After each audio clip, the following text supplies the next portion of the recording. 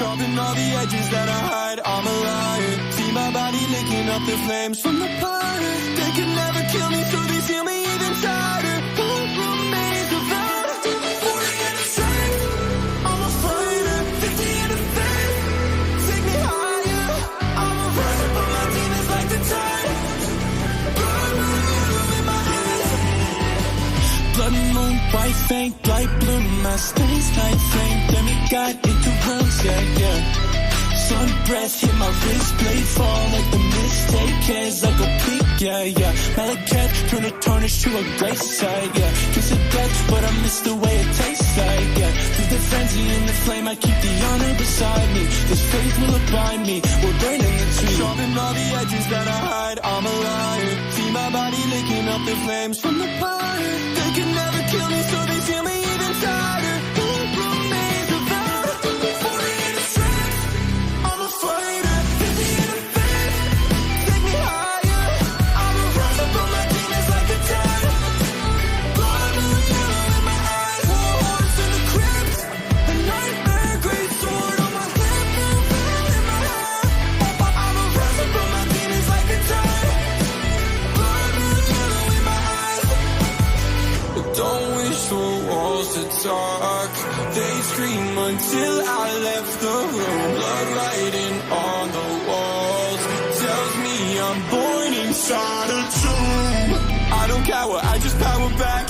Water breathing got me feeling like I swallowed glass.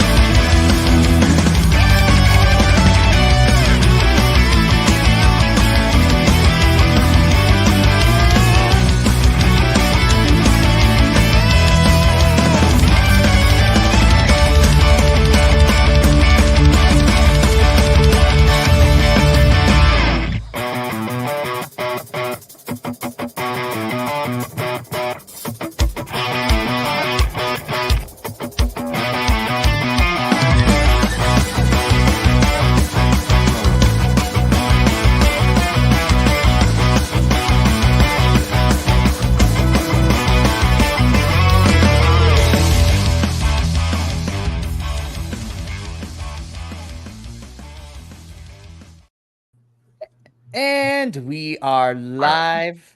We did it. We did the thing. We did a thing. Hi, all you BC WrestlePod nerds out there, and welcome to another weekly rendition of your Dual Dynasty reviews, your weekly WWE review show covering Monday Night Raw and SmackDown. Do we still call it Friday Night SmackDown? I don't know anymore. Like, it's weird. Yeah, what is it called now? I think it's just SmackDown now. I was like, because we still have Monday Night Raw, but we've removed the Friday Night SmackDown, I guess. I don't know. But regardless, we are here to review this week's Raw and SmackDown. And these are the post Bash in Berlin shows for the week. I am one of your hosts, Mikey. And of course, I have a lovely co-hosts that make up this lovely trio for this morning, afternoon, evening, whenever you decide to watch this. It's fantastic. But first and foremost, returning because he wasn't here last week, but you know, him and Minnie are switching out. We have the Professor, who is also, if you caught him last night, yelling and hooping and hollering with me and Adolfo during the All Out review. Last night. We were live going crazy and throwing things and everything else, but you've all heard of me. We have a Nick. Yes, once again, that's way more cool than me. Friend to the channel, homie to the channel, like a good working relationship. And of course, I love it when Nick's on for his monthly appearance. So we're going to make sure to keep that happening. But Nick welcome back to the actually channel. Watched the show instead of Minnie just kind of making it up. I'm watching the highlights for sure. But well, welcome, Nick. It's a pleasure. Always a pleasure. Great Always seeing a pleasure you, joining you, and I appreciate you keeping the forbidden door proverbially creaked open every month, and I do appreciate Mikey Jefe. I appreciate your internet stepping up and being ready. Thank you. The internet. Oh god. my gosh. Okay, so before we get into our review, I wake up this morning and I texted the guys, and I feel bad because for Professor this was at 5:30 in the morning and we're on the same coast. But for Nick it was a little bit later than that, so it wasn't as bad. But I get back home from watching All Out with my friend and doing the watch along there. I get home, go to bed. I wake up in the middle and I was like, why is my phone on data and not internet? So I go to check that, realize that there is a outage of service, not just here, but in my local area. So I'm like, guys, I don't know if there's going to be a show because every time they say we are working to fix it, that can take anywhere from like 30 minutes to 3 whole days for some folks here. Oh, yeah. Out where you live? Yeah. It's ridiculous, but thankfully the internet was able to get fixed. And I was like, guys, we have a show. So here we are. So we didn't know if this was going to happen or not, but I'm glad it is because we got lots to discuss. We got to figure out a internet 1990s version backup thing where it's just camcorders and like just horribly cut together VHS tapes. That'd be fantastic. Yeah, like an Uncle Howdy VHS. Yeah, exactly. Exactly. Yeah, Uncle we got to find the one public access station left near us and be like, okay, here's what I got to do. I just think it's ironic, the irony of that you guys are in like the data capital out west, right? And you have all these internet issues. Like I'm out in the sticks, so every now and then and then I don't live anywhere near major cities. I also live in the sticks. I'm more populated, but it is a desert out here, so it's like 118 degrees. So the heat also doesn't help when you're trying to have power run through. You gotta sell $100 water bottles to them white kids, Mikey. You know this. You make all the money. This is what during festival season, that's what we're going to do because college kids in desperate need will buy water bottles for like $100. But that's neither here nor there. Oh boy, we have a lot to talk about this week for Raw and SmackDown. As I mentioned at the top, these are your first shows post Bash in Berlin, and we are 3 weeks away, 3 weeks, 4 weeks away from Bad Blood, which is WWE's next pay-per-view. We have hinting of things. I'm just putting it out there. Someone put it on the internet. We only have 3 pay-per-views left this year for WWE. You have Bad Blood in October.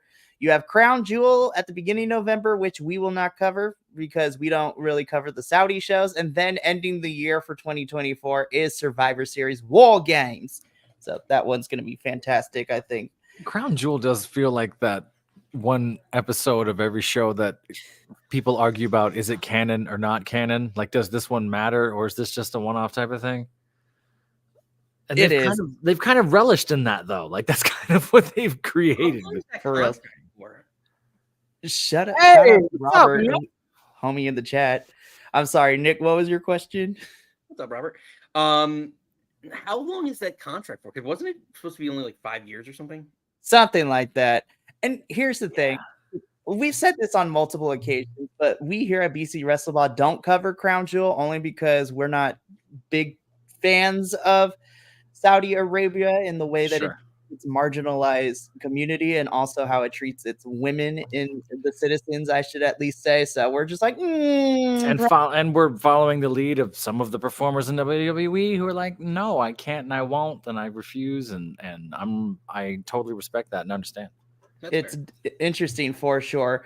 So that is why. But before we get into our recap of Raw and SmackDown, we do want to address the elephant in the room that went down this week. We had a mysterious thing that happened, but we had Odyssey Jones, who we literally just saw last week going into Bash in Berlin, team up with the New Day against the Final Testament. And then we come to find out that he has been released. And for a couple of days, the internet was like, what happened? Why did he get released?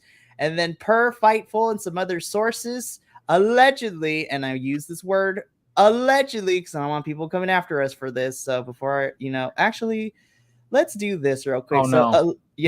Don't do it. No, the title card.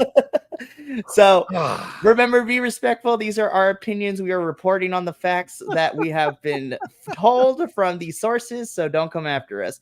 But anyway, so you were going to put that up before you introduce me. Ladies and gentlemen, we say we Yeah, we usually save it for when we know we're about to be divisive when we talk about shows and pay-per-views, but allegedly Odyssey Jones has been released from WWE due to some domestic violence DV allegations, and that is why allegedly he has been released from WWE because WWE is like, no, we can't have that, and gone. And I think it's the right call. I did a little bit of digging on this as we were talking before the show because I heard bits and pieces of that, but didn't hear the whole quote. I know Teddy Long apparently came out and had a big quote about it, saying, "Yeah, this is the right decision for various reasons." And absolutely, you want the investigation to happen for sure. This is slightly different than the Chris Jericho borderline debacle of the other promotions, right? Where we're sort of like, hey, here's all the smoke. We kind of know these things. What did you do? And they're like, oh, we got to wait for the okay, come on. Having a no tolerance policy, I think, is fair because that's usually the NFL and all these other sporting entertainment things is like, no, unless they botch it, which they have in the past. So I know it's allegedly, and that I liked that guy, what I had seen of him. I know I haven't seen him on SmackDown. You can't have it. Like, you can't be doing that. So I don't know. The internet is undefeated. Those details will come out eventually, and eventually we'll know all these things, but it's disheartening sort of that's still happening with grown adults and shit. But that's, yeah. Yeah, I mean, is it? Yeah, again, all the facts will come out in time. I haven't read specifically the. I mean, like I heard the allegations, but I haven't read specifically what, how many witnessed or what the police report or supposedly if there is one to speak of. So like, yeah, I think WWE is very much, especially with all the stuff that happened with Vince in the past, year and change, they're going to be on high alert with anything PR image wise. So, any even hint of character, what they use as I'm watching NFL too, like character concerns. There you go. There's the HR thing. and that's like where it's going. What I also wonder is like, again, and not because all the facts will come out in time is then, that whole, the Me Too movement that happened the last, couple of years with all those wrestlers like, like Marty Scurll and what's his name? Joey Ryan, right? Joey Ryan? And all those guys, like, again, like if the facts come out, the facts are the facts, right? My concern is, we were talking about this, Mikey, right before we came on. It's like, a guy like Enzo, like that situation that happened. I don't know if like the charges were dropped. Like if the charges get dropped, then you're presumed innocent. Like these are celebrities, right? Like they're not defending him. Like I could be completely way off on this scenario, but like, what happens then? Like when you're talking about someone's, career, like because like a guy like Enzo could very much, he was making money, printing money for WWE at one point in time, and like his career just plummeted after that issue. So I'm just curious if like, a year from now, 6 months, whatever it is, what the facts reveal themselves to be. A guy like this was going to get a major push. He was going to get a major push with New Day and in that storyline. Do we see him back? It's sad. I mean, we've also seen a recent example of this happening. So like, lest we forget, not even a year and a half ago, when we had both Wesley and Zachary Wentz of TNA as MSK and NXT. Sure. They were tag team champs, and then that thing came out with like supposedly problematic pictures from Wentz and also like allegations of spousal, abuse of domestic violence. And so not only did they strip them of the titles, but then Wentz got let go. We come to find out that was not true. Wentz is thriving in TNA. He's their X Division champion. And then now with this cross promotion between NXT and TNA, it's working out. But it's just like, that's one side of things where it was proven innocent. And then, it's definitely a tricky situation to deal with when it comes to that kind of stuff. The truth will obviously come to light. So we'll see what happens. And we're just going to have to wait and see where all this goes. And what's tough is, and going off of other sports, and I'm sure Nick will agree too, it's sort of how much money are you worth and how talented are you is going to be the basis of how much punishment we are or aren't going to give you. Or, if you're on a certain team from Texas with a star on your head, you can get away with murder and they're still going to pay you millions of dollars to be on the field. Damn. So I absolutely understand it. But one thing that we're good at as Americans is we love that underdog story. If someone gets proven innocent and has to go through some sort of trial and tribulation and then they come back, all of a sudden we go, look, there's this illusion of the system works, right? We go, you've been rehabilitated, you're back, and now you're going to thrive. So there is an element of that for sure, which we love to lean on. I hope it's just allegations. I hope there's this sort of a smoke and mirrors thing. I hope it's cleared ironclad and he comes back. And I'm a big believer in, I believe the victim first, because we've done so much of that, and WWE has a problem because they got 10 days till that time bomb of a documentary comes out, which I'm very excited to see. And apparently Professor talked me into us covering it. We're going to do a review. We're going to do a review of it. Nick. We're going to talk about it. Let me tell you something. I think we're going to get 2 weeks of great wrestling programming on Raw instead of WWE with that. Once the week that comes out, the 2 weeks, like that week and the week after, I think we're gonna get some great banger matches and stars. They're just well, they are. They're gonna be great. They're gonna be like all out, folks, because we need people to watch us, not this. It's gonna be crazy. So, well, speaking of Raw and SmackDown, now that we've kind of talked about, the elephant in the room with the Odyssey Jones situation, now let's get into our actual weekly recap, and we're gonna start with Monday Night Raw. Again, we are sizing down a 3-hour wrestling show into maybe 20 to 30 minutes. So I've done my best to categorize everything, but it is a long list. So I want to start off before we talk about, because there are lots of matches here. I want to start off with, any of the promos and feuds that are continuing. So we're going to talk about 2 that I thought were important. The first one is Sami Zayn is back, ? And is going after Gunther, ?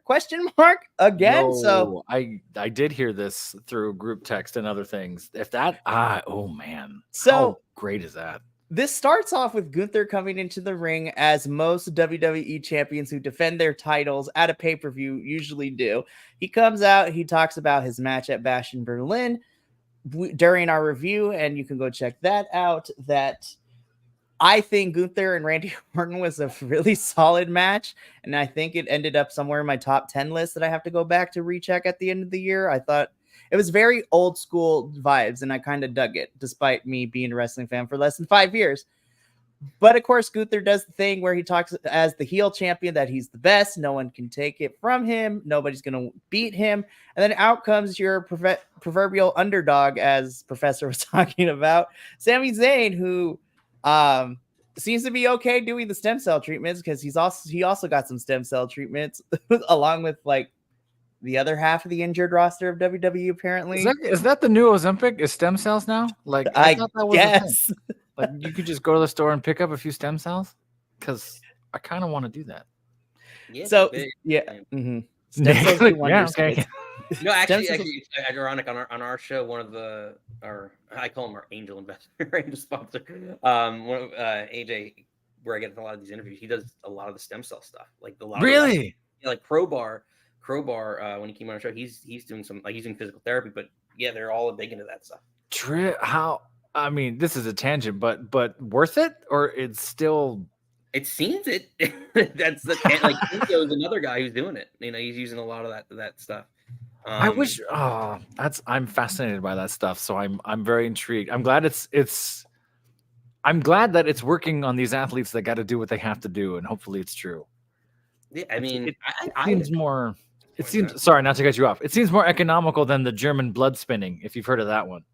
Oh my gosh! And I have not. Oh, but do I want to? I don't know if I do. You go to. Sorry, folks. I didn't watch Raw, so I'm going to talk about this. They take your blood. They take your blood and they put it in a centrifuge and they spin it, and somehow that does something with stem cells and other things and re-oxygenizes whatever, and then they put your blood right back in your body, and apparently it takes years off your life. Pure vampire stuff. That is I know Nick's reaction is just like, Andre Iguodala did that before the final series, like 10 years ago. Like flew to Germany, spun his blood, came back, and he was like, "I feel like I'm 20." It's like, what? Yeah, it's weird for sure. But sorry, folks. Sorry, tangent. My bad. Our undergod, Sami Zayn, who is getting stem cell treatments to, help with everything, comes down to the ring, and this whole entire back and forth boils down to this. Sami Zayn's like, "Hey, maybe I should be the next challenger for your title. What do you say, Gunther?" Gunther's like, "Hell no, we ain't gonna do this again." And then Sami reminds Gunther that you have only been beaten by 2 people on this whole entire roster: Ilya Dragunov and Sami Zayn. And Sami is the most recent person to hand Gunther an L. So Gunther doesn't say much. He walks out of the ring. So potentially this is building up to Sami versus Gunther in some capacity. I don't know when we're going to do so, but we will find out when that happens. But how do we feel about Sami being Gunther's next potential challenger for the title? I mean, if it's a transition, like I feel like we're looking at a transitional challenger, right? Like there's changes and like getting him through to, I guess, Survivor Series. But I don't know, like, because whoever presumably wins the Punk McIntyre feud's the next legitimate challenger for the belt. So right, yeah, I like it. It's a decent like foil, right? Like he was the foil for Gunther in the past. So like if you're looking at 6-8 months from now taking the belt off Gunther, presume maybe even at Main, who knows, like he could be the guy. I don't think now, obviously, but like I think I could see Sami Zayn being the guy. If you're trying to make him what I call like a main event star and put the belt on him, that would be the way to do it. Because I don't know, like a couple like WrestleMania 2 was it 2 years ago, right? Like where he had all that Daniel Bryan like momentum. Sure, absolutely. Not gonna see that again. This might be the way to recapture some of it and make him presumably a main eventer. Yeah, and I've talked about that here in the past, where this strange pivot away from Sami Zayn, kind of the way they did it, with dude was the guy. Right at the tail end of that bloodline, him and Kevin Owens tag, all that, and it was just huge. And then all of a sudden, it just kind of plateaued and disappeared. It was like, and I get time off, I get injuries, I get whatever you got to get. But they just kind of bookmarked it and left. And of course, the train never stops. I get it. It's 100 different things, and creative has to juggle all that. Fine. But you're right. It's sort of like, hey, don't forget, they still love Sami Zayn and what he does and how he does what he does, and true underdog being half the size of Gunther and still being able to bring it. It was a fever pitch that like his Montreal Roman Reigns match like that he had. Yeah. Such a like I'm like, if you're gonna ever make him the next big thing, that was your moment, and it just kind of plateaued off to like, all right, walking into Montreal on that SmackDown before and going, "You're in my house, Tabernacle," and then the place just exploding, like, that huge. And the next 6 months after that, still just, and then they just moved away from it. It's like, what? So I agree. I wouldn't mind seeing Sami and Gunther, but I agree with you, Nick, that probably I wouldn't mind it if this was a transitional feud before setting up whoever ends up walking out of Bad Blood, the winner between Punk and Drew. Speaking of which, let's talk about probably the biggest thing that happened. So Punk and Drew are not done quite yet. So Punk comes out, he cuts this promo. He says that he's done with Drew. He has his sights on Gunther. He wants a shot at the World Heavyweight Championship. And of course, we have this really big, jacked person in a sweater and mask come and attack Punk, throw him on the table. To nobody's shock and awe, it is Drew McIntyre himself. In a hoodie. You have to say it like Joe Tessitore said it. It's Drew McIntyre in a hoodie. Okay, let's take a side tangent real quick. How do we feel about our new Raw commentator? Because the poor internet has roasted this man on fire, and I'm I don't think he bueno? was bad. I think he needs work, but I don't think he's as bad as everybody else was making it out to be. I was like, y'all just don't like change. Y'all are weird.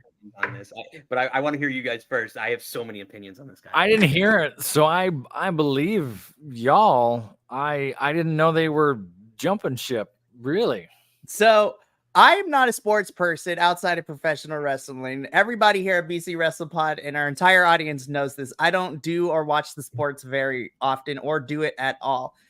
I pick a football team because that's what I was asked when I was 2 years old. I was like, I like Dolphins. So that is how Miami became my team, because a 2-year-old version of me is like animals. You need to create a drop for this show that's you know the SNL skit, Let's Do That Hockey? Yeah. Let's do the sports. Exactly. That is exactly what it is. You know what, Mikey? The next time you come on the happy hour, I might have to throw that in as a drop for you. That do might it. be part of your...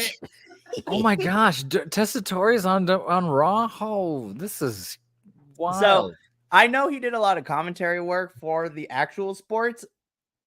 I think he's not as bad. He definitely needs a lot of work, but I can tell that he likes what he watches, and that's important, because when you get commentators who don't care about what they're watching, is boring as hell.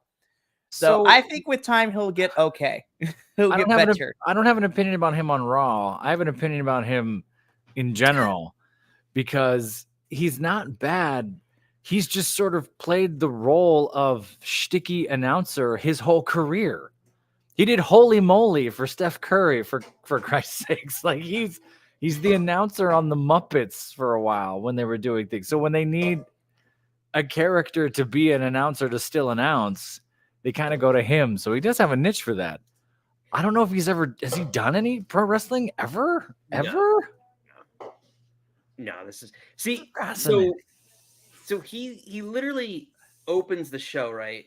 And he comes out like which I thought was really, like, you have Wade Barrett, right? Like, you're introducing Wade to Raw, and then here's Testor, and like he plays into his sports background. He's like, it's like a Denver Bronco crowd. Like, he plays into that, which I appreciate, because I think he's pandering, but like he's trying to hype up the crowd, and like he's gotta establish his own credibility. So he was very mechanical to start, and it's his first night. So like, my wife reminds me of that. She's like, it's his first night. You got to give him a break. That's fair. Yeah. But like, the thing that I thought really, and perfect, segue, I guess, into the segment with the Drew, like he warmed up, because the thing that I love about Michael Cole and McAfee especially is that, I think McAfee kind of transformed the announce team the last couple of years with his emotion, and that's what you saw it with Michael Cole the same way. It's like they became more, and JR was like that, with everything, where they were emotionally involved and invested in the matches. He just needs those moments. He's got to get there. He's a little bit more mechanical, and they gave him that opportunity a little bit during the McIntyre Punk segment. Like, Wade gets up. That was well done to give him some exposure by himself to the audience.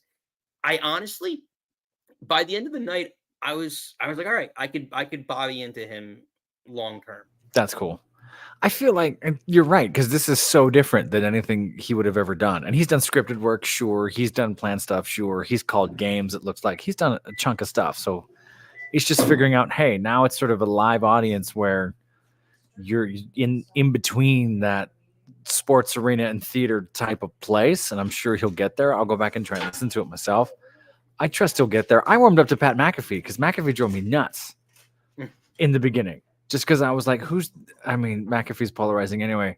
But it just came off to me, and it was so unappealing because of what I thought of him, what I know more of, like, oh, you aren't the biggest of douchebags. You're just that kind of a guy. Okay, got it. So I warmed up to that, and by the end, I was like, I don't have a distaste for you. I understand why you're here, and I get it. So there was some time. Him getting crushed after one Raw, that's not fair to anybody. It wasn't like it was, if Nick will know this reference, Sergio Dip from way back in the day, that poor guy who just got rocked for showing up and not knowing what to do, and everyone trolled him for a year and a half. We'll see. Change is hard. Do you remember this guy? Maybe that was the guy that we were trying, because My wife and I Friday were trying to think. I thought Mike Adamle, but it wasn't Adamle. There was another guy that like was there, but he was there for more than just like a night though. I think he was there two. I might be saying it wrong. There was a guy that showed up and he did one Monday Night Football one time. Oh, Monday Night Football. Oh, I'm sorry. He did a Monday Night Football and he showed up and it's just they didn't know what to call him, so he's named. They're called Sergio Dip, and they throw it to him, and he's way too excited, talking about nothing happening, and he's just trying to keep the energy going. He did like 2 segments, and they were like, "All right, you're done, buddy. Why don't you take a break?" I was like, "Oh, this poor guy." It's definitely crazy for sure. So now that we talked about that tangent, let's get back to get this train back on track, because this was all about Drew just demolishing Punk. And I just saw the highlight of that. He crushed him. Yeah.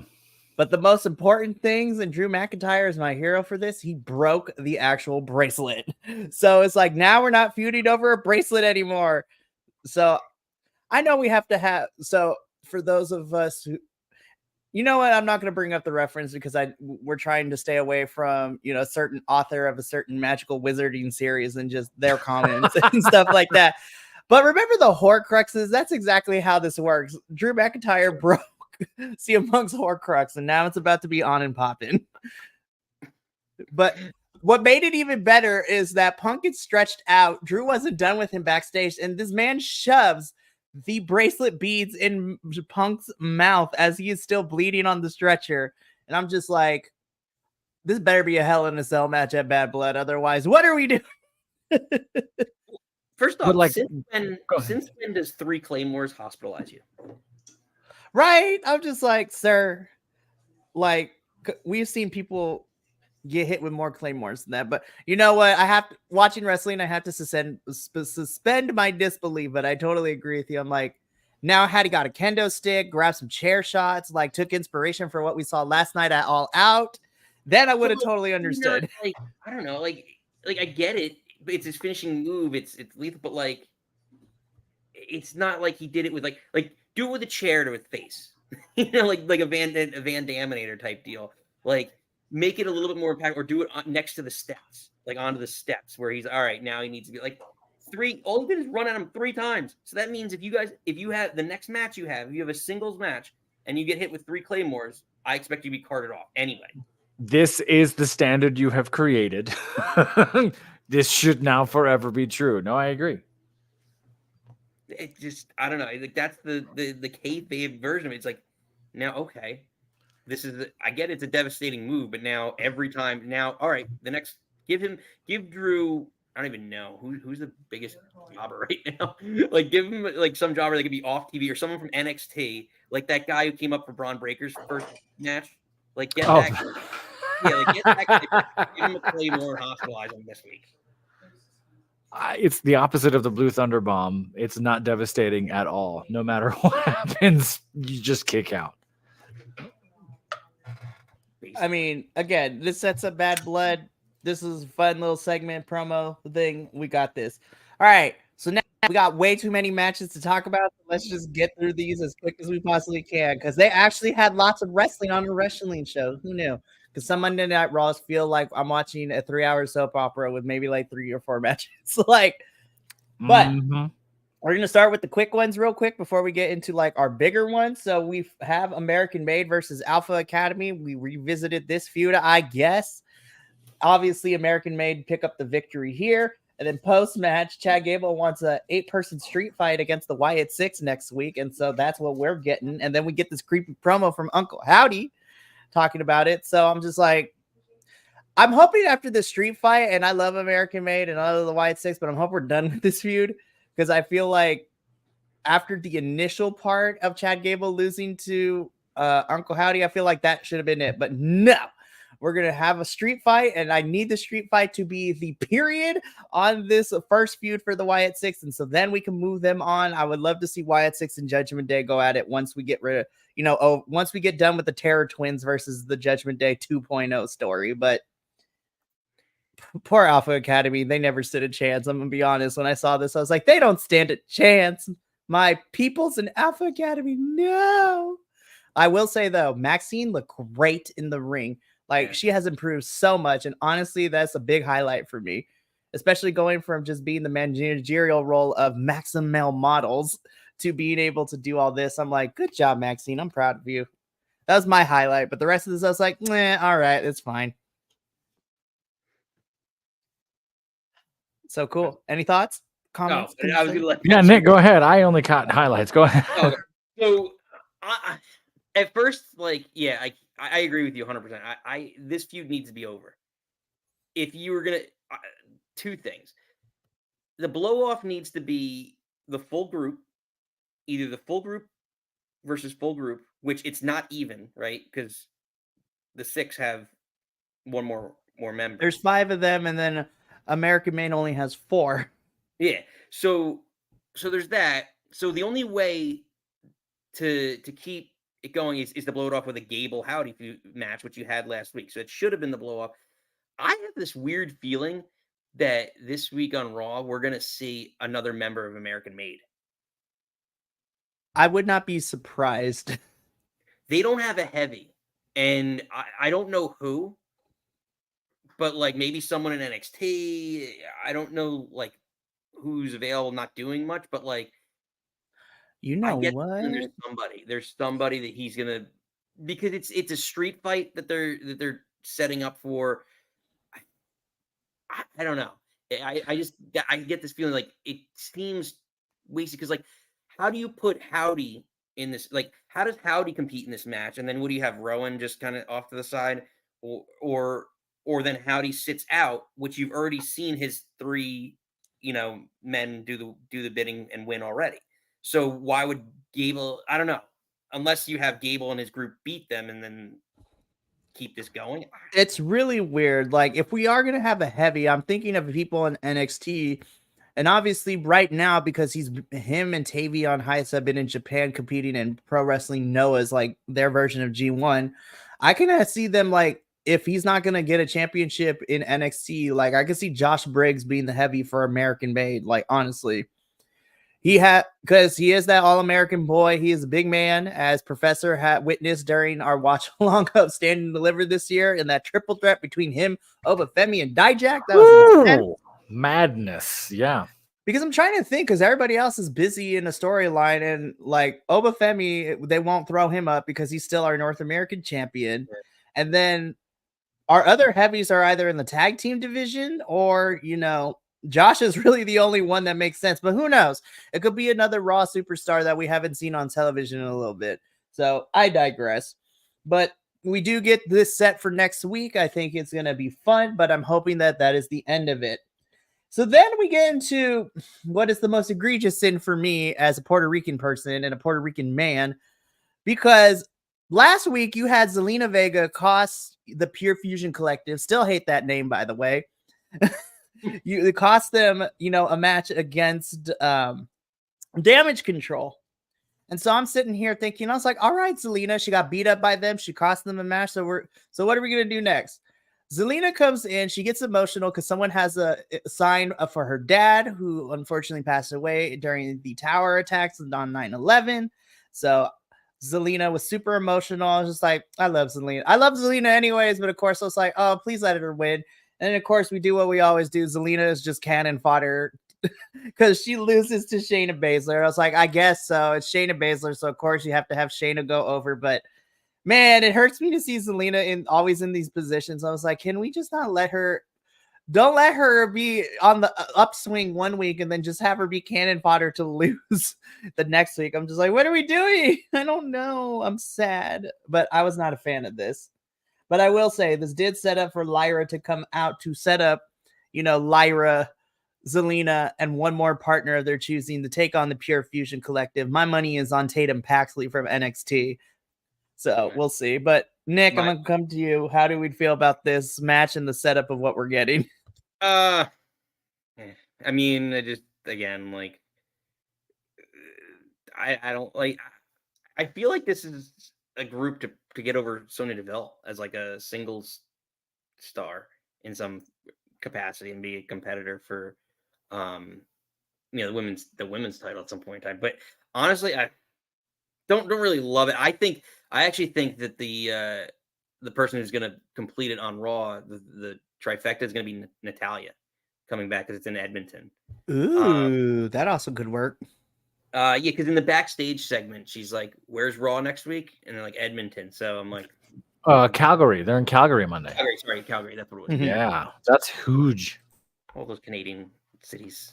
I know. Well, Calgary's wrestling mecca, right? That's the one that they're all. Well, especially since we're getting Bret the Hitman Hart on this season premiere of Raw too, which is nuts. Which is crazy because the other promotion's doing everything for Owen and the Hart Foundation and there's nothing over here. Let's be real. Bret had the issue with Vince and not anybody else in that company. And now that Vincent Kennedy McMahon is gone, I'm pretty sure he'd be a little bit more open. But yeah, this was I don't know how I'm feeling about.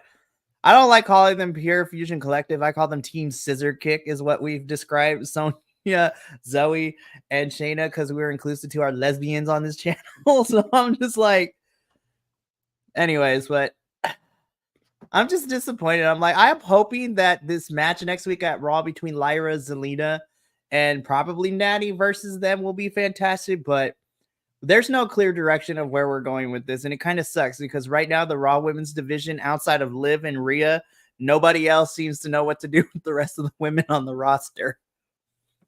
Just like our next match, because we had a number one contenders match to see who would face Bianca and Jade for the women's tag team championships. And I was like, okay, Damage Control versus, the Unholy Union, aka the Hex Girls, as I called them. This match was kind of sloppy, you guys. This match was sloppy, and Kyrie busting her eye on the table was nuts. I was like, she is bleeding from everywhere. What is happening right now? And then the Unholy Union wins. So I'm like, so we're continuing the feud between them and Bianca and Aw, man. I'm like, I thought we were going to get Damage Control, which would honestly, I would have preferred Damage Control versus 2/3 of Black Girl Magic. But we're continuing with the Unholy Union and Bianca and Jade. I'm like, really? This is what we're doing? Really? Fine, whatever. Was there another injury that happened on Raw? I thought I read something. I'm trying to find it now. Hang on. So Kyrie goes for Kyrie jumps off the turnbuckle onto the table, but she miscalculates and her face goes flat into the table. And by the end of the match, she's just bleeding from the eye and everywhere as well. So I'm just like, woof. It's definitely tough. Nick, what are we doing with this tag team division? Like, what is happening? It's yeah, it's pretty much the only thing you can. I'm speechless. Honestly, yeah, they should have just kept they should have kept the titles on Unholy Union. That was your best bet. I don't think Jade's ready to be on her own. I think that's what the reasoning behind them getting the tag belts now was. Or else we would have seen that feud happen.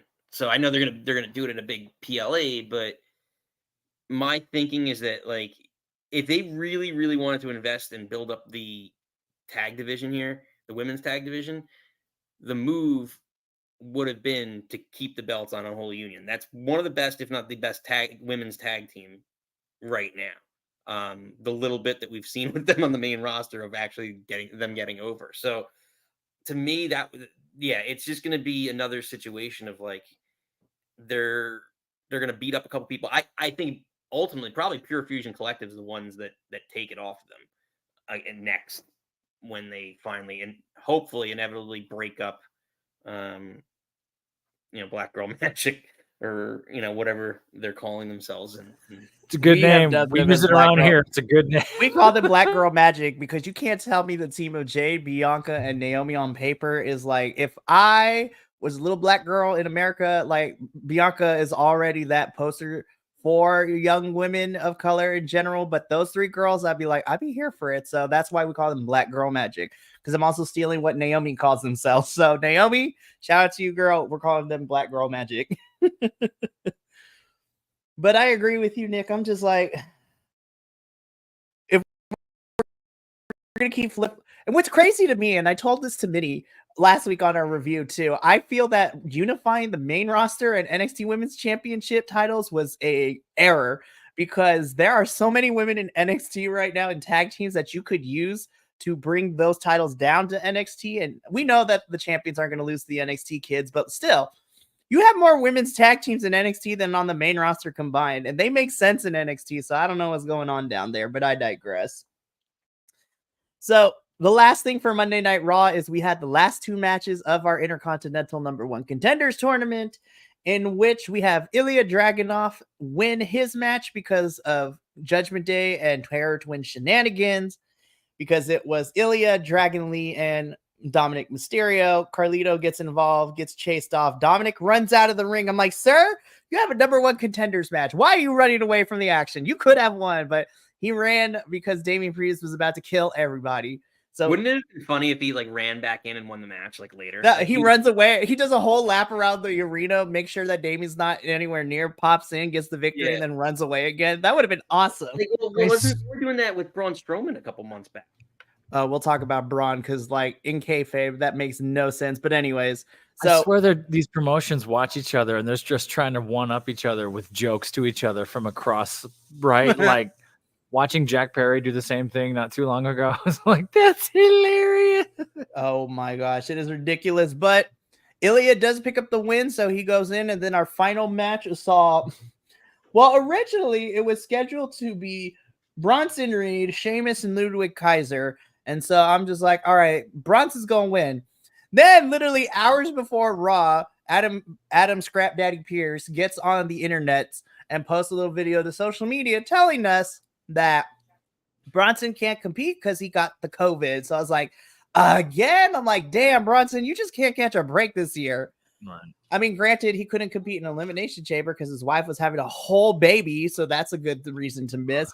But Bronson could not compete because he got the COVID and he is sick, which makes me sad. So, you know, substituting in for Bronson is Braun Strowman. I'm like, sir, you went through a whole entire card last week. How does this make sense? Like, wait, what happened? Not to derail this, but quick question. So Bronson Reed's married and has a kid? Yes, that is the case.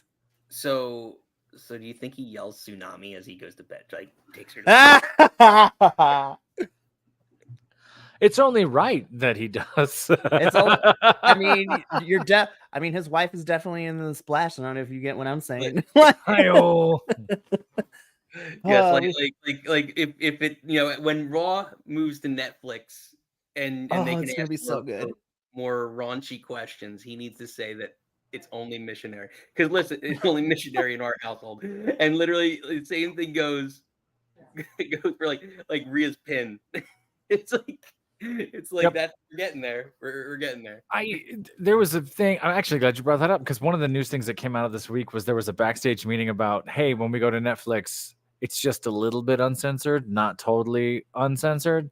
Please still they didn't say who gave the talk backstage, but there was a sense of like, oh, we could do whatever we want. And they're like, well, not really. It's like, okay, you guys, you got to stop. We are past the point of this now. Like AEW has ruined it forever. They're going to swear at you. They're going to yell at you. These chants are showing up. You can't stop it. You can't keep, like we'll see on SmackDown in a minute, you can't just black out whole sections of your show anymore. What are you doing? I mean, Kiltman brings up an excellent point. Literally, Rhea's pin is called the pretzel, or what he dubs the Ayo. Ayo. Yep, that's the shout out to Kilt. Thank you for tuning in, my friend. I love you so much. We're gonna get you on here at some point, just cause. But yeah, I'm just like, okay, Braun, you don't make no sense, but it's fine. And then this match was just nothing but shenanigans because Sheamus doesn't win because Pete Dunne is continuing to cost his man thing. This man broke the shillelagh over Sheamus's back, and I'm just like, that is going to hurt in the morning. Shillelaghs are no joke, too. I've been hit with shillelaghs. That's for off camera. Shillelaghs. But Braun Strowman ended up winning, so now we have our final four. So we get a Fatal 4-Way, I believe, this upcoming week. So it's Jey Uso versus Pete Dunne versus Ilya Dragunov versus Braun Strowman. So I'm pretty sure Jey is going to win, but if I had to pick a runner-up, I want to see, even though I don't want them to fight yet, but I also want them to fight yet, Ilya is my second pick because I think Ilya and Braun are going to kill each other, and that's what I want to see. I want to see some violence. Not to the extent of what happened last night on All Out, but I want to see some Ilya versus Braun violence because we know they're great. And that pretty much wraps up Monday Night Raw. Again, we condensed 3 hours into 30-ish minutes. So now let's go into the only 2-hour show Friday Night SmackDown because this was easier to put notes to because it was just like, yeah, it was very straightforward, and I'm okay with it. Yeah, we could fly through this. There was some solid matches here. We weren't all the way in soap opera land like we have been. We were back to wrestling the last 2 weeks, which is pretty great. There was some good spots here. There were a few, I think, missed opportunities throughout the night, and some promos that did not land the way they should have. I don't know. Where do you want to start? So, well, first and foremost, this is the end of an era because this was the official last SmackDown on Fox because it is now moving and premiering on the USA Network next week. Yeah. And, you know, I got reminded of the last 5 years that we've been on Fox with SmackDown. I forgot how many actual fun matches that we had. I had to be reminded that Danielson and Adam Cole had a match on SmackDown in the last 5 years here. I was like, oh my God, really? I was like, holy crap, you're right. Yeah. So Michael Cole did a very good job of putting, you know, over and thanking Fox for the 5 years they've been here, which is a good PR move because that leaves the door open in case you want to do stuff later. Because you never know how these TV contracts are going to go or not go, or all the streaming madness and whatnot. Yeah. Exactly. But let's talk about what kicked off, you know, this last SmackDown on Fox, which was more Cody Rhodes and Bloodline shenanigans. So Cody comes out, he calls out the Bloodline as he is prone to do almost every single SmackDown. And, you know, he answers what Solo said on the Go Home SmackDown prior to Bash in Berlin because Solo wants another shot at the championship. And so I'm sitting here, I'm like, please don't put this on Bad Blood. We just already saw this at SummerSlam. I don't need this. Sure. And so, but funny thing is Cody doesn't want to give it to Solo. He wants to give the opportunity to Jacob Fatu. And I was like, that is the match I want to see. Like, yeah. Jacob Fatu versus Fatu Cody looking like a pirate werewolf with that grill. My goodness. He is the Samoan werewolf. It's so funny because he's so intense in character, and then when you see him in interviews, he's like the complete opposite. He is a jokester, and he's hilarious in interviews. Like I hope he keeps that grill. That golden teeth werewolf Fatu. My goodness, that's terrifying. It is definitely terrifying. But Jacob steps up because Cody wants to face him, and Solo's like, no, bro, you don't get to do this. And for a brief moment, I was like, Jacob Fatu did not look too happy about that. So I was like, all right, so we're continuing to plant the seeds. That's fine. So before things got out of hand, we had, as Chelsea Green likes to call him, Sir Nicholas the Prickles.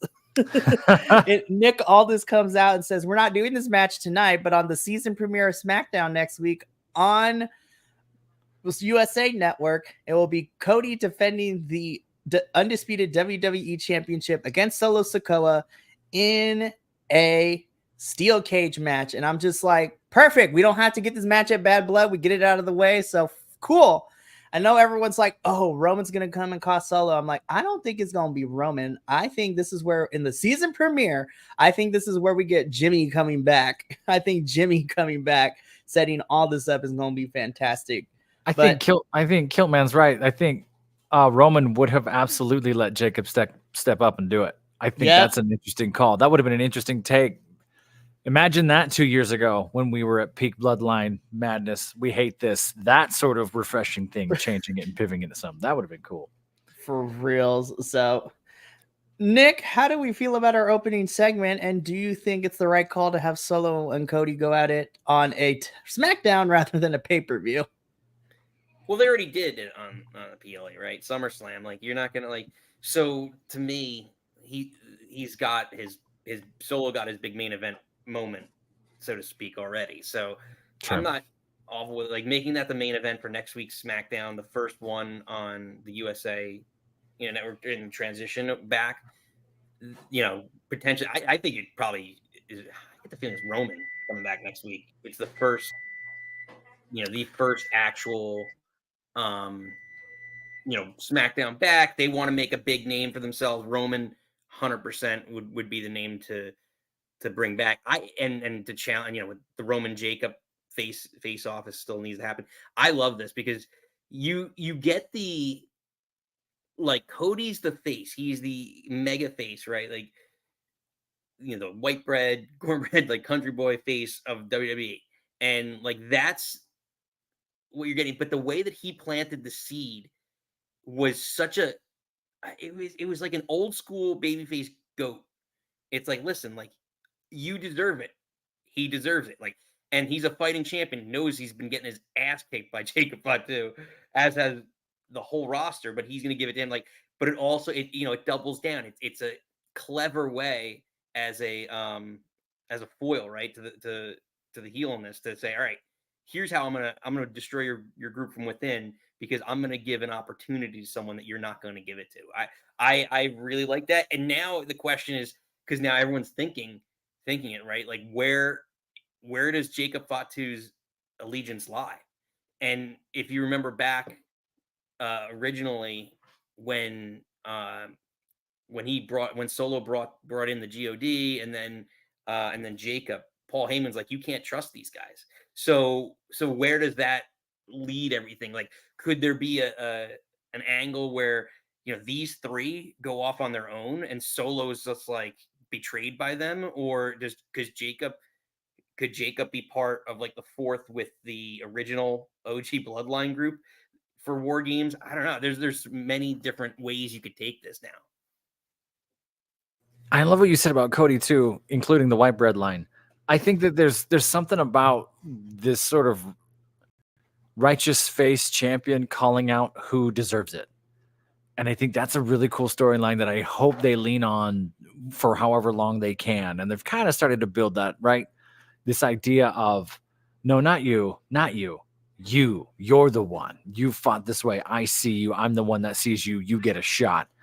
Because someday that could be a huge face over title thing. Like there's some beautiful stuff you could do with that if you really lean into this now.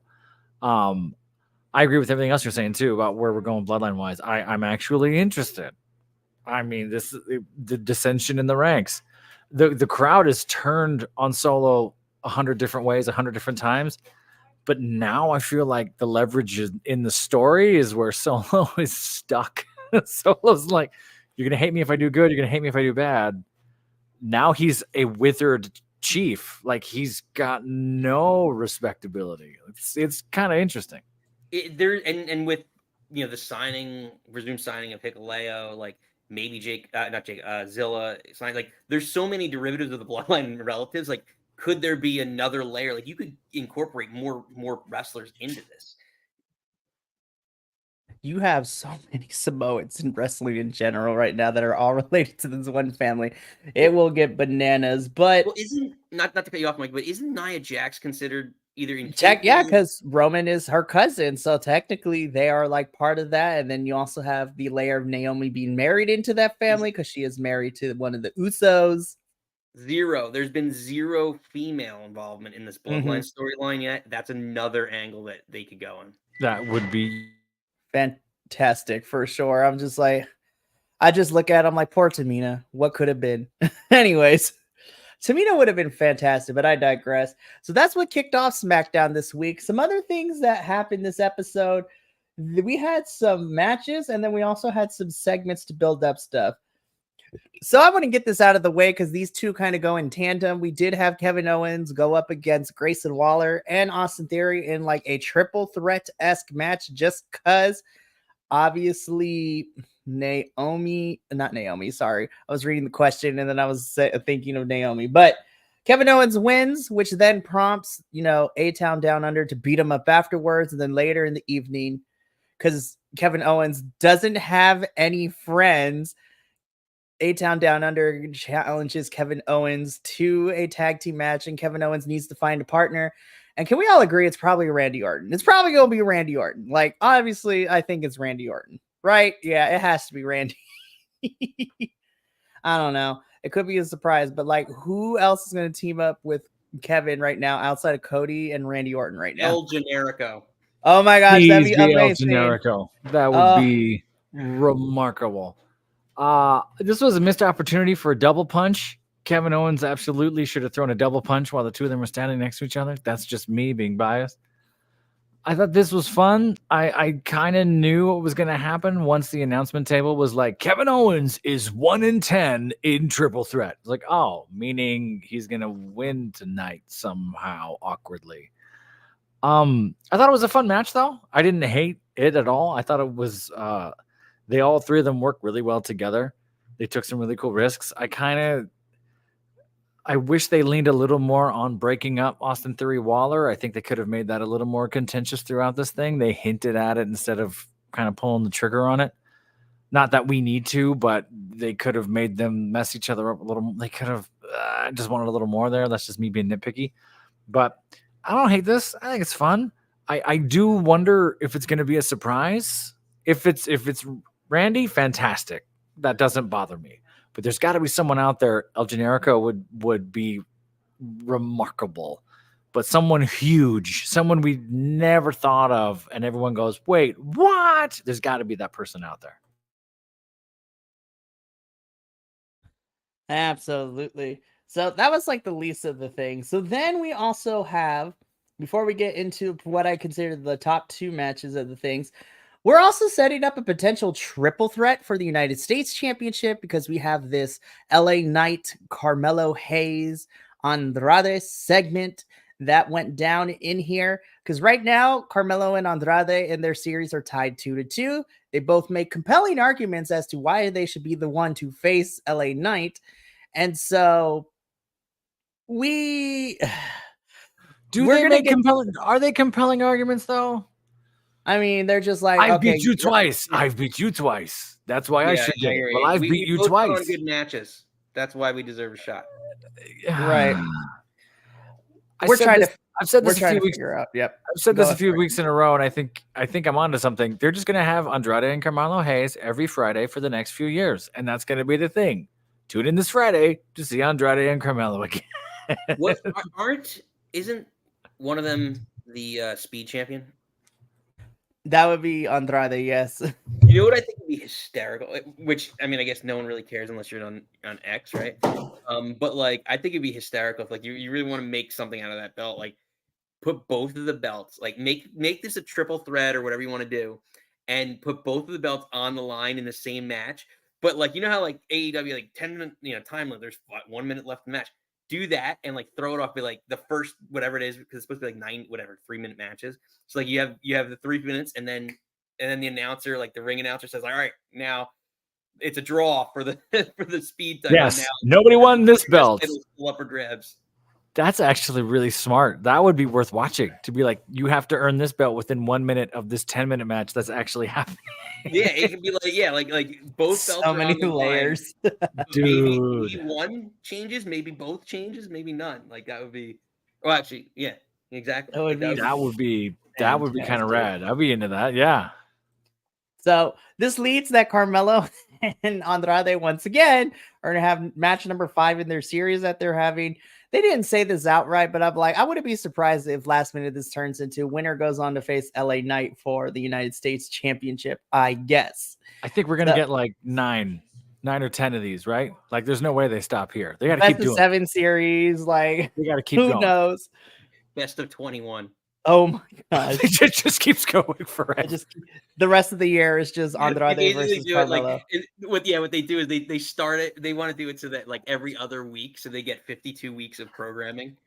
Because you have the 2 holidays, so you have Christmas and New Year, so you don't have to do those 2 weeks. So they get through if they just do it every other week. That would be fantastic. They're just going to retire and go in the Hall of Fame as the greatest one-on-one. Never face anybody else. Just face each other for the 30 years of their career. And it'll be, and by the end of the year, you'll have about 1,000 highlights of Spanish flies. Oh my gosh, yes. I don't hate this idea now. Thanks, Nick, and we love it. So now let's talk about the last. Sarcastic, but now we're gonna will it into existence. Now that you said it out loud, it's probably gonna happen. That's great. Watch, they're watching. If someone from WWE is watching this, and then watch, it's gonna be some goofy like not Vince Russo. Oh my gosh! Did you see the Kilt Man dropping Kevin Owens and Kofi Kingston? And oh my goodness, That would be a fun tag team because like Kofi technically Kevin Owens owes Kofi an apology for what happened too.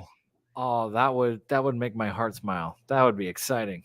I mean, we're trying to figure out what to do with the New Day now that we're done with the Final Testament, and then all the things that they were going to do with Odyssey Jones are now scrapped. So who knows where New Day's going? So throw Kofi on the season premiere for like a one-off. That'd be kind of fun, but I'm pretty sure it's still going to be Randy. Now, if it's Kofi though, I will eat crow and I will be like, all right, this actually is fun. And Kiltman needs to buy a lottery ticket and invest in some crypto.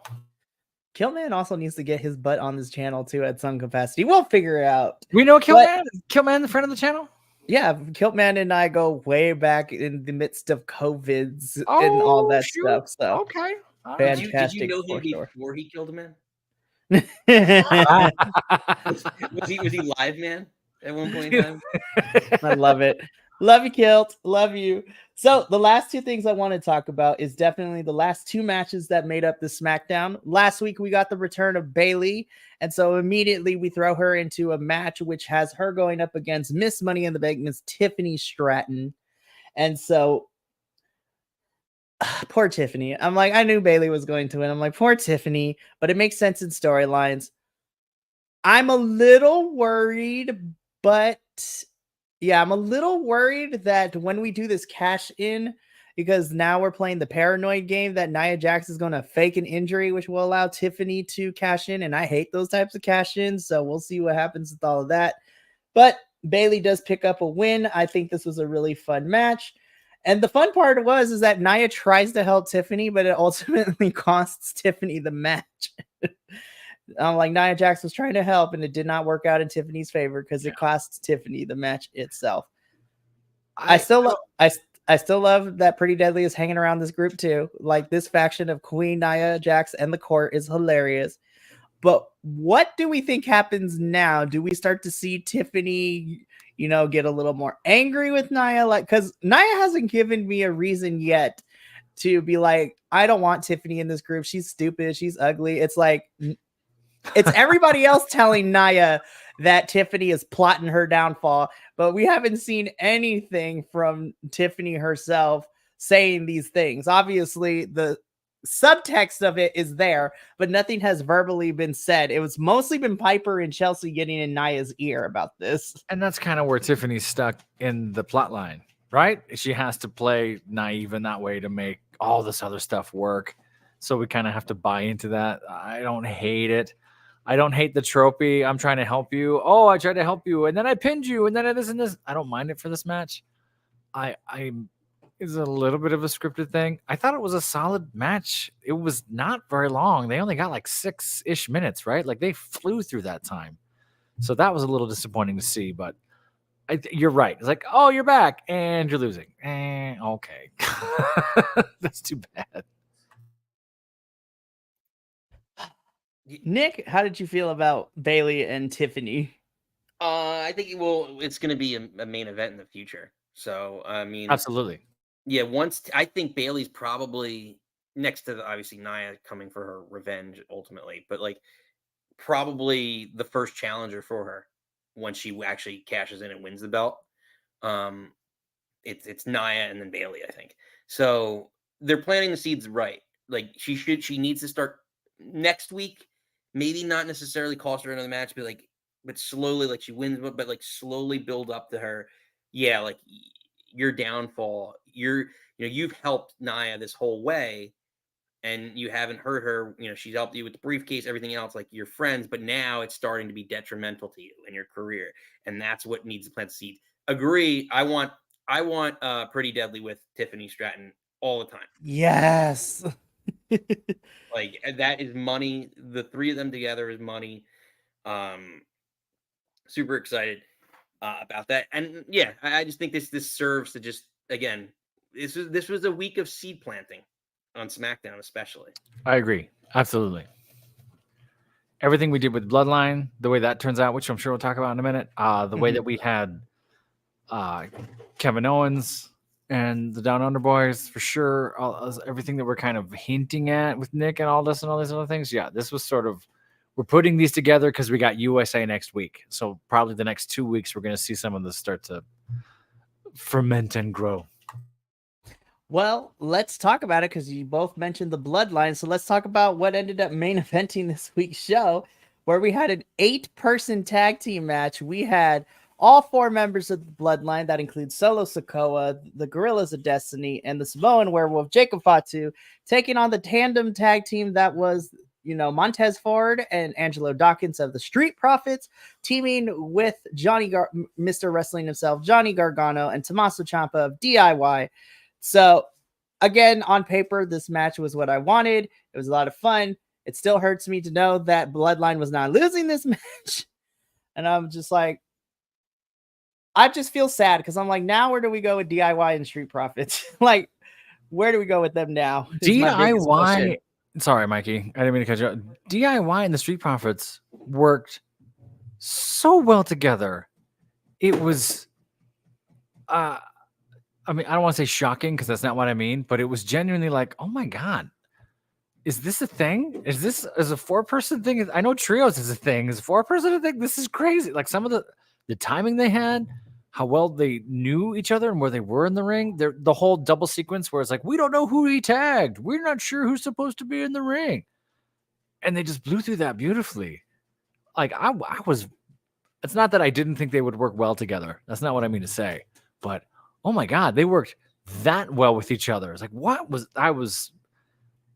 don't know what the word would be. Because surprised sort of makes it seem like I'm diminishing them a little bit.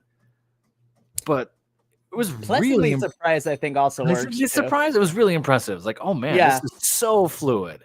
Pleasantly impressed. It's not like the Bloodline where it's like, there's 4 of us, we're a gang, we're gonna get you. Like it was, these 4 are gonna set up things and go from 4 to 3 to 2 to 1 to 2 to 3, like sequences. It was really wild. What's interesting is it's like DIY more like FML. Like I feel like they got the tag belts for like a hot minute, and we're like, all right, there we go. Nope. Sorry, we're gonna put that in the big storyline picture. But like, yep, absolutely right. Is this the first time that the new Bloodline has ever been together in a match on screen? I think this is the first time. All 4 of them, yes, because we did what was it? Money in the Bank. We did have Solo and the Gorillas of Destiny go up against Cody, Kevin, and Randy at Money in the Bank. But yeah, this is the first time that we've had, now that Jacob Fatu is here, this is the first match where we've had all 4 of them in the ring. So now you start to see, because now what I expect is you have to do this, right? Like you have to start incorporating more 8-mans to build up towards War Games. So I want to see at least 1, but probably better off to see 2 more 8-mans with the Bloodline getting over against not just DIY and Street Profits. Like put KO and maybe Orton with Cody or something, and then some weaker, mid-card person, and let them get a couple more victories under their belt before we get that blow off. Because the first time that they should compete, and maybe this is them seasoning, right? Like, hey, get used to being in the ring together, because that War Games match is going to be the money of Survivor Series. I think you're totally right on. Yeah, and I was trying to think of that as I watched. Like, is this the first time we've seen all 4 of them? Because Tangaloa was hurt early on, right? And then we had Eye Patch Tangaloa, and then Solo was out for something. And then Tama Tonga's been fine this whole time. And then Fatu had the ankle that is obviously healed just fine and has no problems. So yeah, this is the first time it's been all 4 of them full strength going at it. That's a good point.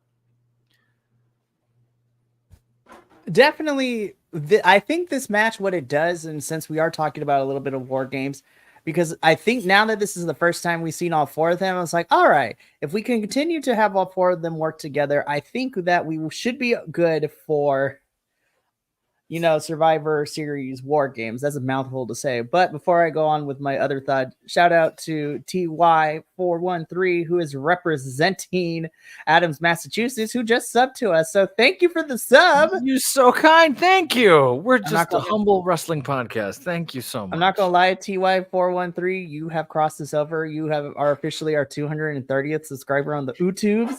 Hey, Matt. Matt's the thing. All right. So it's crazy.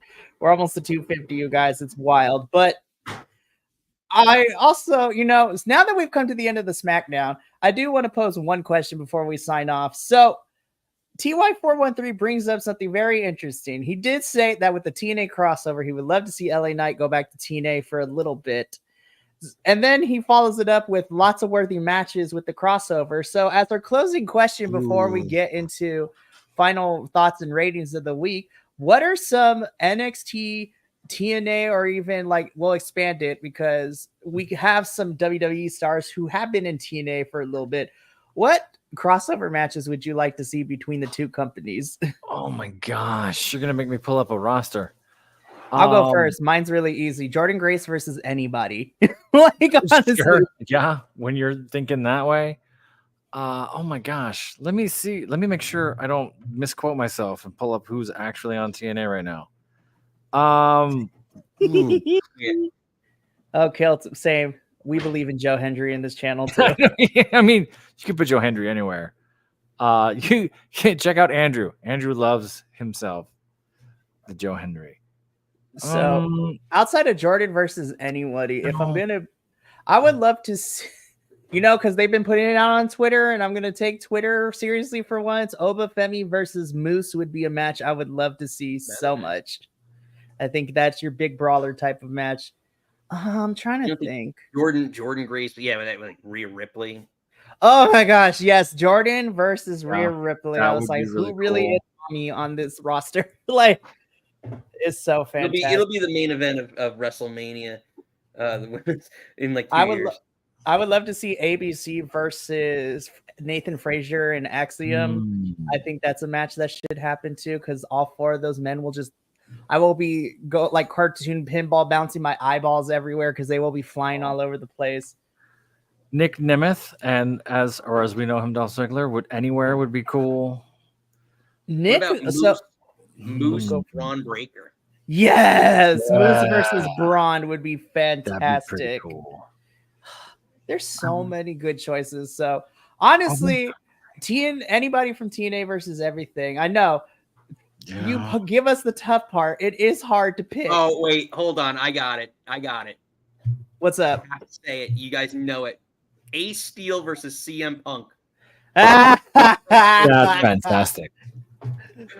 And the special guest referee is Larry. Larry the dog? Yes. Now we're just reaching here. So there's some folks I forgot were on TNA. I got to go back to TNA an interesting sometime. Take, Kilt. You would like to see Jimmy and Jay be the one to end Theory and Waller and have them split up. Honestly, that would be an interesting thing. Jimmy J. Have an actual brother tag team defeat the brother tag team as they claim to be. So that'd be interesting. I would just love to see that Theory tag team end. Yes, the period. Kind of. Oh my goodness. Well, I think once they're ready to pull the trigger, they got to do they really want the face turn for Austin Theory, right? So they got to figure out when can they do that.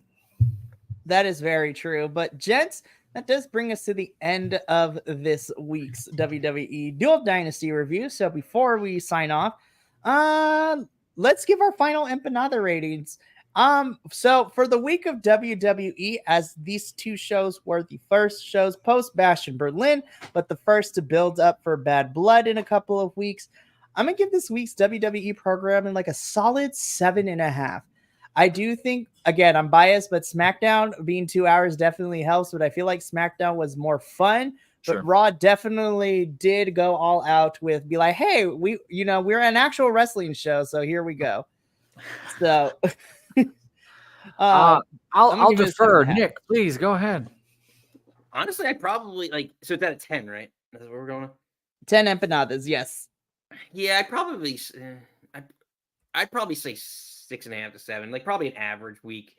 Like a lot of the storylines are furthered.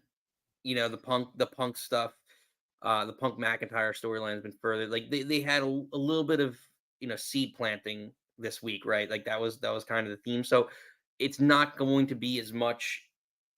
I get the feeling and I hope it's not going to be like this for the next week. But we're in that lull between they just had the PLA, so now you're gonna get a week and a half of the mid card guys and gals just performing, getting their time but you're probably not going to see super compelling story. Like, well, maybe the storylines will be further backstage, but you're not going to see super compelling, like crazy matches or anything else at this point.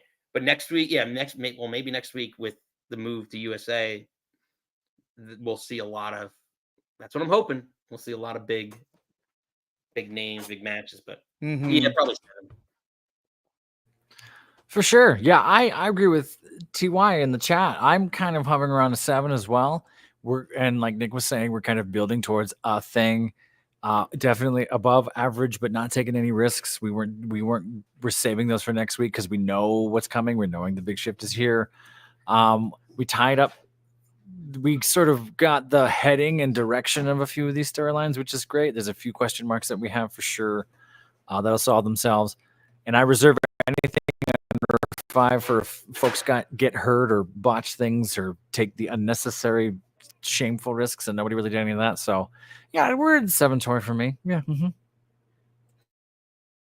Excellent. So about an average rating for this week's, WWE programming. I'm super excited for all of that. So that is it for us at Dual Dynasty. But because, this is the Sunday show, I get the amazing privilege. And what we're going to start doing is let's give you a week at a glance to show you what we got planned for the whole entire week, which is kind of crazy. So let me just put this little up here. I know it's a little bit small, but this is what you can expect from us here at BC WrestlePod this week. We are once again in the middle of a busy week. Tomorrow night on Monday, all times are in Pacific Standard Time, but at 5:30 p.m. PST, we will be reviewing AEW's All Out pay-per-view. Myself, the Professor, JVL, Adolfo, and Alice, hopefully. All 5 of us will be reviewing the pay-per-view that went down in Chicago, Illinois, and we will figure out if it was worth our time or not really. On Tuesdays, we have our All Elite Ensemble review, where we will be reviewing the AEW weekly shows and also figuring out where do we go now for Wrestle Dream, as that is the next pay-per-view in line for AEW. On Wednesday, we have Los Lobos de la Lucha review, where myself, El Buntador, and Will are reviewing CMLL and Lucha Libre. So if you are not familiar with CMLL, trust us, you should watch it. It's definitely fun.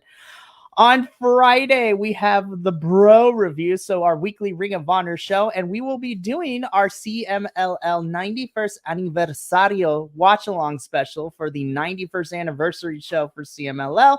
And then we are concluding the week off next Sunday with our Dual Dynasty review in the morning. And then Will and myself will be back in the evening to cover TNA's Victory Road PLE. It should be fantastic for sure. It is fantastic. So let me just take this off the screen. So, gents, thank you so much for being here this week. Nick, it's always a pleasure to have you. Before we sign off, where can the lovely folks find you and your significant other? Yes. Well, thank you. A pleasure is always mine when I come on with you all. It's the Nick Club Wrestling Happy Hour. My wife Nicole and I have a show Friday nights, 6 Eastern. So it's a virtual bar themed call-in show. So feel free to come in, comment, call in, and voice your opinions on everything pro wrestling. So always a pleasure, Mikey. Always a pleasure working with you, Professor. Appreciate you. And of course, we will have Nick back on as soon as we can. Thanks for coming. Thanks for having me. Yeah. For reals. Hopefully we can have a full 4-person panel, because that would be hilarious. I think it would be fantastic for sure.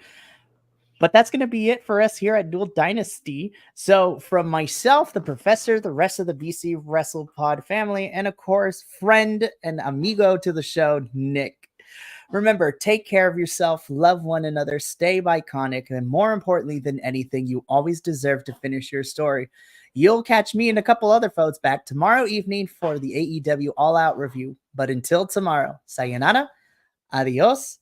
And Professor Minnie's not here, but can you tell the folks why do we do what we do? Because you want to do. We'll catch you tomorrow. Laters.